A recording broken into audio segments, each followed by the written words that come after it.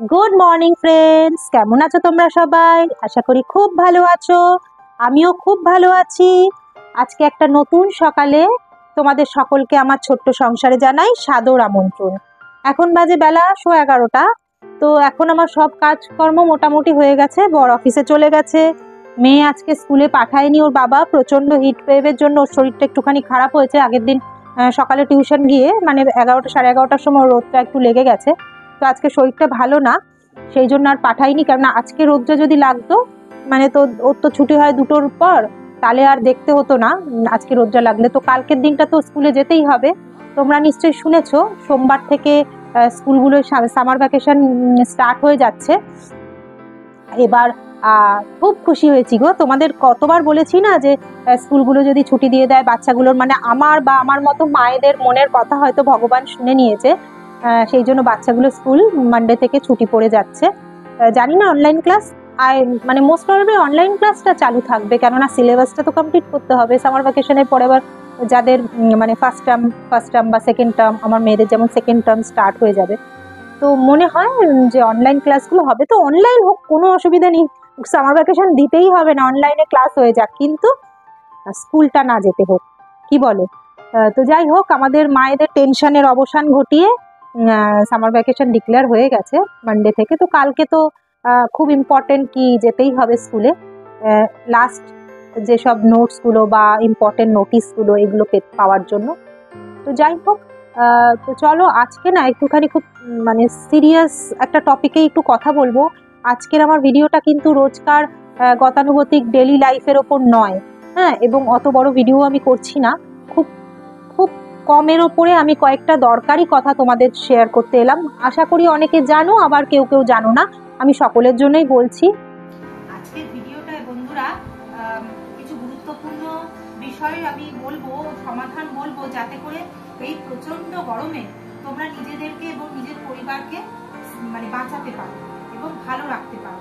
তো সেই জন্য ভিডিওটা না স্কিপ করে পুরোটা দেখো। ভিডিও শেষে কিন্তু আমি কিছু টিপস দেবো, বলবো, যেগুলো যদি ঠিকঠাক পালন করতে পারো তাহলে কিন্তু তোমরা এবং তোমার পরিবার এই গরমেও সুস্থ সবলভাবে থাকতে পারবে। তাহলে দেখো, এখন যে এল নিনোর প্রভাবে, যে এই যে গ্লোবাল ওয়ার্মিংটা, এই গরমটা কিন্তু ক্রমশ বাড়বে। মানে কাল পরশু থেকে তো বলছে 42 ডিগ্রি, 42 ডিগ্রিতে পৌঁছে যাবে। সবাই খুব সাবধানে থেকো।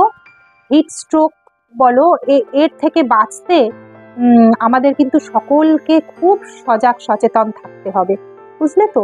তো খাওয়া দাওয়া বলো, আমাদের চালচলন বা আমাদের দৈনন্দিন জীবনের ওপর জীবনে মানে এটা কিন্তু খুব একটা বাজে প্রভাব ফেলতে চলেছে। এই এল নিনোর প্রভাবে যে গরমটা, এই গরমটা আসলে আমাদের এখানে আমরা তো এতটা গরম এত বছর তো নিয়ে অভ্যস্ত নেই। লাস্ট 1 বছর ধরে এরকম একটা গরম পড়ছে। তো গত বছর যা ছিল এবছর তো শুনছি তার থেকে অনেকটাই বাড়বে এবং সামনে বছর তো আরো বাড়বে। তো যাই হোক, কবে ঠাকুরকে ডাকি, যেমন সামার ভ্যাকেশনের কথাটা শুনেছে, তো এল নিনোর প্রভাবটাও খুব তাড়াতাড়ি কাটিয়ে দিক। দেখো মানুষের তো খুব কষ্ট, বলো না? শাকসবজি মানে বাজারে দাম দেখেছো আগুন, কি করবে? চাষিদের তো খুব মাথায় হাত পড়ে গেছে। ক্ষেত খামারে সব সবজি পত্র জ্বলে ছাই হয়ে যাচ্ছে। মানে বাজারে দোকানদাররাও এনে কিছুটা রাখতে পারছে না, সকালে আনছে, তার 2-1 ঘন্টার মধ্যে সব সবজিগুলো এমন অবস্থা হচ্ছে গরুকে দিলেও খাবে না। কি অবস্থা বলো তো? তো ওরাই বা কি করবে, না দামটা তো এই কারণে বাড়ছে। আর আমার খুব কষ্ট লাগে, জানো তো? তোমরা তো সবাই জানো আমার ফ্যামিলি মোটামুটি আমরা একটুখানি অ্যানিমাল লাভার, পশুপ্রেমী। তো আমার তো ভীষণ কষ্ট হচ্ছে রাস্তায় যেসব পশু পাখিগুলো রয়েছে তাদের জন্য। তোমাদের একটা কথা বলি, জানো তো, তোমরা যারা পশুপ্রেমিক তারা তো জানো, তারা আমার মনে হয় তারা এইগুলো মেনেও চলো। আর যারা অতটা ভালোবাসো না আমাদের মতো, এবারে কেউ নিষ্ঠুর তো নয়, নিশ্চয়ই পশু পাখিদের উপর দয়া মায়া সবারই আসে। তো যারা অতটাও ভালোবাসো না, কিন্তু তারাও চেষ্টা করো না পাখিগুলোর জন্য বাড়িতে একটু করে জল, ছাতে বলো বা একটু ছাওয়া জায়গায় বলো, বা যাদের জালনার কার্নিশ মতো করা আছে সেখানে বলো, বাটিতে একটু করে জল প্লিজ দিয়ে রেখো ওদেরও। ওরা বেচারা কোথায় পাবে? ড্রেন নালা সবই তো শুকিয়ে যাচ্ছে, একটু করে জল পারলে তোমরা দিয়ে রেখো, এটা আমার রিকোয়েস্ট রইল। আর রাস্তায়ও যারা পারবে আর কি, যাদের কথা বলছি, এমনি ছোট ছোট ওই সাদা কন্টেনারগুলো, খাবার দাবার তো সবার বাড়িতেই আসে, ওতে করে যদি জল একটু রাস্তায়ও দিয়ে রাখো, পথ কুকুরগুলো, বেড়ালগুলো, ওরা বেচারা একটু করে জল খেতে পারে।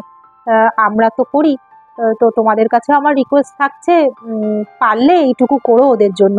সবাই হয়তো সবসময় খাওয়াতে পারে না, সম্ভব হয় না খাবার টাবার অত দিয়ে ওঠা, বা কারোর কারোর মানে কি বলবো, অতটাও পশু পাখিদের ওপর মানে ফিলিংসটা অতটা নেই। যাই হোক, আমি কি বলছি তোমরা বুঝতে পারছো।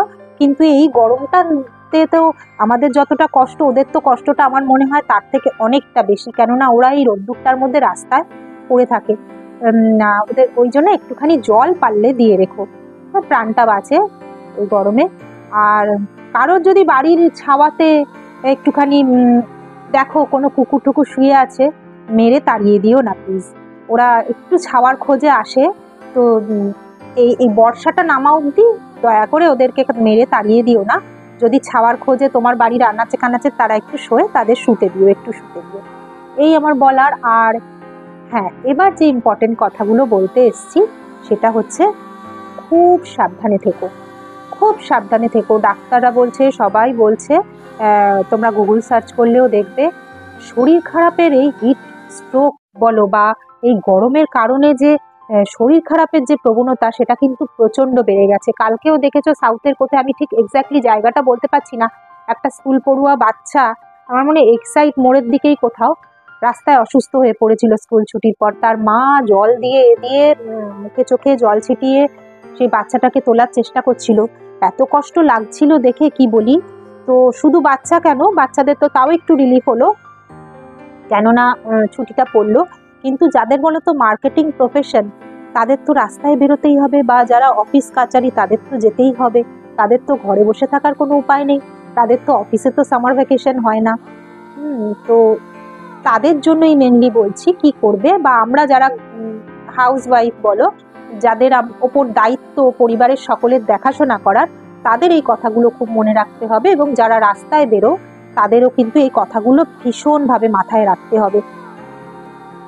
কি রাখতে হবে? প্রচুর জল খাও, প্রচুর জল খাও। জল মানে 3-4 লিটার জল খাও। যারা রাস্তায় বেরো তারা মনে করে 2 লিটার জল অন্তত, মানে 1-1.5 লিটার জল তো সাথে রাখোই, খাও, এবং তারপরে আবার সেটা রিফিল করো। জলটা প্রচন্ড পরিমাণে খাও, দিনে 2-3 বার করে সুযোগ পেলে স্নান করো, স্নান করো। আর ফলটা খাও, ফলের রসটা আমি বলবো, মানে বাড়িতে যদি রস তৈরি করে খাও আলাদা রকম, কিন্তু রাস্তার ওই প্যাকেজ যে ফ্রুট জুসগুলো, সেগুলো কিন্তু অ্যাভয়েড করাই ভালো, সেগুলোর মধ্যে প্রিজারভেটিভ থাকে। তো সেইগুলো না, আমি ফ্রেশ ফ্রুটসের কথা বলছি। ফল খাও, জল জাতীয়, রসটা বেশি এরকম ফল খাও প্রচুর পরিমাণে। আর মানে জামা কাপড়, হালকা সুতির জামা কাপড় পরো, একদম হালকা পাতলা সুতির, একটু লুজ ফিটিংস জামা কাপড় পরো, যেন হাওয়াটা শরীরে চলাচল করতে পারে। মানে এই টাইমে যদি মনে করো, আমি হাসির কথাই বলছি যে ফ্যাশন করব, তো সেটা কিন্তু ভুল হবে। ফ্যাশন বলতে ওই কটন দিয়েই ফ্যাশন করো, কটন পাতলা হালকা দিয়ে ফ্যাশন করো। আর রাস্তায় যারা বেরোচ্ছ, তারা পারলে নাক মুখ চোখ ঢেকে ঢেকে বেরো। ছাতাটা মাস্ট ইউজ করো, ছাতা একদম ইউজ করো। আর জলটা তো সাথে রাখোই। আর থেকে পারলে চোখ মুখে একটু জলের ঝাপটা দাও, কিছুক্ষণ পর পর জলের ঝাপটা দাও। যারা মার্কেটিংয়ে আছো, রাস্তায় ঘুরে বেড়াতে হয়, তাদের বিশেষ করে বলছি, মাঝে মাঝেই চোখ মুখ কানে একটু জলের ঝাপটা দাও। আর যখনই দেখবে শরীরটা একটু আনচান করছে, একটা সেরে দাঁড়াও, জল খাও, মুখ চোখে জলের ঝাপটা দাও, মাথায় একটু জল দাও, ঘাড়ে গলায় দাও, দিয়ে তারপর কিন্তু শরীরটা একটু স্টেবল হলে বেরোবে। এরকম নয় যে আমার কাজের তাড়া আছে, আমার শরীরটা একটু অস্থির করছে, আমি পৌঁছে যাব না, এটা করতে যেও না, তাহলে কিন্তু বিপদ আরো বাড়বে, ডেকে আনবে বিপদকে। তার আগে একটু দাঁড়িয়ে, একটু লেট হয় হোক, একটু দাঁড়িয়ে নিজের কেয়ার করে শরীরটা ঠিক লাগলে তবে আবার বেরো। কেননা যে পরিমাণে রোদ, আমার না মানে সত্যি ঠাকুরের কাছে বলবো, তোমরা খুব ভালো থাকো গো, যারা মানে রাস্তায় যাদের কাজ করতে হচ্ছে, তাদের জন্য বিশেষ করে বলছি। দেখো, আমরা তো ঘরে বসে এসি চালিয়ে দিব্যি রয়েছি, হ্যাঁ, কিন্তু যারা রাস্তায় বেরোচ্ছে, আমাদের বাড়ির লোকরা, তাদের জন্য কিন্তু খুবই টেনশনের ব্যাপার না, আমাদের ভীষণই টেনশন হচ্ছে। যাই হোক, আমাদের তাও একটা অফিসের ভেতরে বসে কাজ একটু ফ্যানের তলায় পাবে, সেটা একরকম, কিন্তু যারা মার্কেটিং রাস্তায় সারাক্ষণ ঘুরতে হচ্ছে তাদের কি অবস্থা, আমি শুধু তাদের কথা চিন্তা করছি গো। যাই হোক, আর খাওয়া দাওয়ার দিকে প্রচন্ড পরিমাণে নজর দাও। খাওয়া দাওয়াটা যতটা হালকা পারবে ততটা হালকা খাও। ডাল, পাতলা করে ডাল, ডালের জল, পাতলা ঝোল, মাছের পাতলা ঝোল, চিকেন স্টু, এরকম মানে প্রত্যেকটা জিনিস জল জাতীয়, ঝোল জাতীয়, একটু লেবু দিয়ে ঝোল জাতীয় জিনিস দিয়ে ভাত খাও। কোনো রিচ খাবারের দিকে যেও না, একদম অ্যাভয়েড করো। এইটাই আমার বলার। তোমরা অনেকেই জানো, তাও আমি বলছি আমার তরফ থেকে এটা। আমি এখন আসলে কি বলতো, আমি খুব টেনশন করছি এই ব্যাপারটা নিয়ে, এই গরমটা নিয়ে বলো বা এই গরমে যারা বাইরে থাকো তাদের জন্য কিন্তু আমার সত্যিই খুব টেনশন হচ্ছে। তো আমি তাদের জন্য এবং তাদের বাড়ির লোকের জন্য এই কথাগুলো বলছি। তোমরা তোমাদের বাড়ির যারা সদস্য রাস্তায় বেরোবে তাদেরকে দয়া করে এইসব প্রিকশনের কথাগুলো মাথায় রেখে বলো, তাদেরকে মনে করিয়ে দিও, এবং মাঝে মধ্যেই রাস্তায় থাকাকালীন ফোন করেও একটু মনে করিয়ে দিও। আসলে তারা কাজের মধ্যে 10টা ভুলে যেতে পারে, তো আমরা যারা বাড়িতে থাকি আমার মনে হয় তাদের কর্তব্য একটু ফোন করে মনে করিয়ে দেওয়া, জল খেয়েছো, বা যার মারা, বাবু জল খেয়েছিস, জল খা, মুখে চোখে জলের ঝাপটা দে বা দাও। যাই হোক, এগুলো একটু মাঝে মাঝে মনে করিয়ে দেওয়া, আর টিফিনটা সেইভাবে প্যাক করে দেওয়া। আর তোমরা যারা বাড়ি থেকে খাবার নিয়ে যাও না তাদেরকে বলছি, এই কিছুদিন একটু বাড়ির খাবার তোমরা খাও, এবং সেই খাবারগুলো হবে খুবই হালকা খাবার। যারা রাস্তায় যাও, ধরো ঝোল ভাত কি করে নিয়ে যাবে, সম্ভব নয়, দই চিড়ে খাও। দই চিড়েটা শরীরের পক্ষে খুবই ভালো, দই চিড়ে খাও। আর হ্যাঁ, রাস্তায় বেরোবার আগে তোমরা ঘরে যারা আছো, তাদের যারা বেরোচ্ছে রাস্তায় তাদেরকে না পাতলা করে ছাতু গুলে জলের সাথে 1 গ্লাস দিয়ে দাও, একটু বিট নুন দিয়ে, একটু লেবু দিয়ে পাতলা করে ছাতু গুলে খাইয়ে পাঠাও। খালি পেটে যেন কেউ রাস্তায় বেরিয়েও না ভুলেও। খালি পেটে বেরোলে কিন্তু এই গরমটা বেশি এফেক্ট করবে। আর সকাল 10টা বা 11টার পর রাস্তায় না বেরোনোই ভালো। হ্যাঁ, এই মার্কেটিং প্রফেশনের যারা আছে তাদের জন্য তো এটা অ্যাপ্লিকেবল নয়, তারা তো এটা মেনে চলতে পারবে না। তার আদারওয়াইজ যাদের সম্ভব তারা 11টা থেকে 4টে অবধি রাস্তায় না বেরোনোরই চেষ্টা করো। বাচ্চা কাচ্চাদের তো খুবই সাবধান, না বেরোনোর চেষ্টা করো। আর যারা মার্কেটিংয়ে আছো কি করবে বলো, বাধ্য, কিছু করার নেই, তারা খুব পরিমাণে সাবধানে থাকো, জলটা প্রচুর পরিমাণে খাও। আর যেটা বলার, ওই ছাতুর জলটা খেয়ে বেরো, চেষ্টা করো একটু ছাওয়া ছাওয়া দেখে এইভাবে চলার, সাবধানে থাকো, কটনের জামা পরো, প্রচুর শাকসবজি খাও, আর খুব সাবধানে থাকো। বারবার বলবো, খুব সাবধানে থেকো। যাদের মনে হবে যে কাজগুলো বিকেলের দিকে করলেও হয়, তো তারা প্লিজ বিকেলটাকেই প্রেফার করো, সকালটাকে অ্যাভয়েড করো। বাড়িতে যারা আছো, তারা বাইরে যারা যাচ্ছে তাদেরকে একটুখানি ফোন করিয়ে মনে করিয়ে দাও।